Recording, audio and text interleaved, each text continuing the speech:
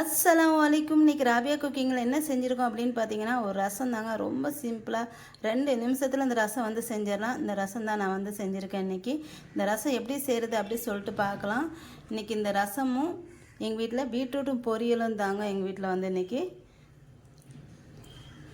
இந்த ரசம் சாதத்தில் ஊற்றி சாப்பிட்றதுக்கு அவ்வளோ நல்லா இருந்துச்சு. வாங்க இப்போ இந்த ரசம் எப்படி செய்கிறது அப்படி சொல்லிட்டு பார்க்கலாம் நம்ம. இப்போ இந்த ரசம் எப்படி செய்கிறதுன்னு சொல்லிட்டு பார்க்கலாம். நான் வந்து ஒரு ஜார் எடுத்திருக்கேன். இதில் வந்து கொஞ்சமாக தேங்காய், இந்த அளவு தேங்காய் வந்து சேர்த்துக்கோங்க. அடுத்து ஒரு அரை ஸ்பூன் மிளகு சேர்த்துக்கிறேன். அடுத்து ஒரு ஸ்பூன் ஜீரகம் வந்து சேர்த்துக்கிறேன். அடுத்து ஒரு 1/4 ஸ்பூன் ஓமம் வந்து சேர்த்துக்கிறேன். ஃபஸ்ட்டு இது எல்லாத்தையுமே நான் ஃபஸ்ட்டு பொடி பண்ணி எடுத்துக்கிறேன். இப்போ இங்கே பாருங்கள், இந்த மாதிரி தான் பொடி பண்ணி எடுத்துக்கணும். அடுத்து இதில் வந்து ஒரு ஸ்பூன் வந்து வறுத்த பருப்பு, தோரம் பருப்பு வந்து சேர்த்துக்கிறேன். அடுத்து ஒரு 10 சுண்ட வத்தல் வந்து சேர்த்துக்கிறேன். இப்போ இதையும் பொடி பண்ணி எடுத்துக்கிறேன். இப்போ இது எல்லாத்தையும் பொடி பண்ணியாச்சு. இப்போ இதில் வந்து சின்ன வெங்காயம் இருந்தால் ஒரு 5 சின்ன வெங்காயம் போட்டுக்கோங்க. பல்லாரி வெங்காயம் பெரிய வெங்காயமாக இருந்துச்சுன்னா கொஞ்சமாக ஒரு சின்ன துண்டு சேர்த்துக்கோங்க. நான் இப்போது பல்லாரி வெங்காயம் தான் சேர்த்துருக்கேன், ஒரு சின்ன துண்டு சேர்த்துருக்கேன். அதோட கொஞ்சம் கருவேப்பிலை, கொஞ்சம் மல்லி இலை, ஒரு 7-8 பூண்டு, அடுத்து வந்து ஒரே ஒரு பச்சை மிளகாய், அடுத்து சின்னதாக ஒரு தக்காளி, இதை கட் பண்ணி சேர்த்துக்கோங்க.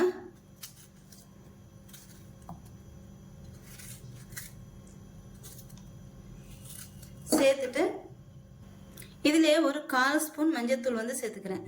சேர்த்துட்டு இது எல்லாத்தையுமே நல்லா நைஸாக தண்ணி விட்டு அரைச்சிக்கணும். முக்கியமானதாக விட்டுட்டேன் பாருங்கள், புளி ஒரு பெரிய கோழிக்கு அளவு சைஸு புளி எடுத்துக்கோங்க. இதில் வந்து புளியெல்லாம் கரைச்சி ஊற்ற வேண்டாம், நான் முதலே சொல்லியிருப்பேன். அதுக்காண்டி புளி வந்து நான் வந்து ஒரு பெரிய கோழிக்காய் சைஸ் எடுத்திருக்கேன். இதை வந்து ஊற வச்சுருக்கேன். இதையும் சேர்த்து நல்லா நைஸாக அரைச்சி எடுத்துக்கணும்.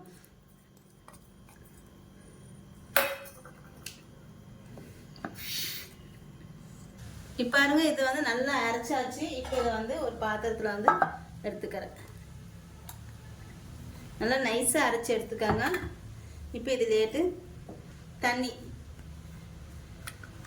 நம்ம புளிப்புக்கு தகுந்த மாதிரி தண்ணி வந்து ஊற்றிக்கணும்.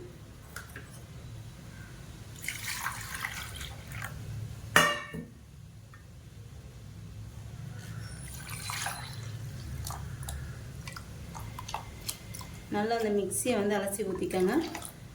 ஊற்றிட்டு இப்போ இதில் தேவையான அளவு உப்பு வந்து சேர்த்துக்கிறேன். இப்போ இதை வந்து நல்லா பச்சை வாசனை போக நல்லா கொதிக்க விட்டுக்கணும்.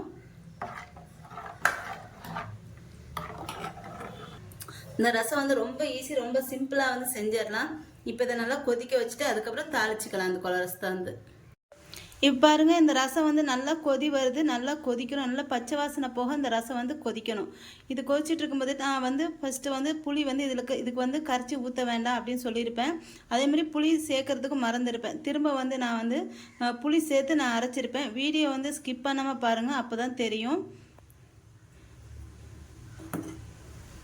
பாருங்கள், இது நல்லா கொதிச்சு வருது. இது ஒரு 5 நிமிஷம் நல்லா கொதிச்சதுக்கப்புறம் இதை வந்து இறக்கிட்டு தாளித்து விட்டுறலாம். இதை வந்து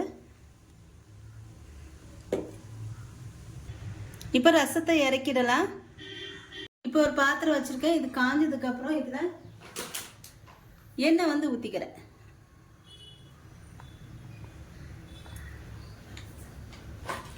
இப்போ இந்த எண்ணெய் வந்து நல்லா காயணும். இந்த எண்ணெய் நல்லா காஞ்சதுக்கப்புறம் இதில் கொஞ்சம் கடுகு வந்து சேர்த்துக்கிறேன். இந்த கடுகு பொரியவும் இதில் ஒரு பல்லு பூண்டு நல்லா பொடியை நறுக்கிட்டு அதையும் வந்து சேர்த்துக்கிறேன். அடுத்து ஒரு 5-6 சுண்ட வத்தல் சேர்த்துக்கிறேன். அடுத்து ஒரு காஞ்ச மிளகாய் சேர்த்துக்கிறேன். அடுத்து கொஞ்சமாக கருவேப்பிலை வந்து சேர்த்துக்கிறேன். சேர்த்துட்டு ஒரு ஸ்பூனு வெங்காயம் சேர்த்துக்கிறேன். பொடியை நறுக்கின வெங்காயம் ஒரு ஸ்பூன் சேர்த்துக்கோங்க. சேர்த்துட்டு நல்லா இதை வந்து வதக்கிக்கணும். இப்போ இப்போ இதை நல்லா வதங்கிடுச்சு. இப்போ கொஞ்சமாக மல்லி இலை வந்து சேர்த்துக்கிறேன். சேர்த்துட்டு ஸ்டவ் ஆஃப் பண்ணிட்டு இப்போ குழம்பு ரசத்தில் வந்து இதை ஊற்றிடலாம்.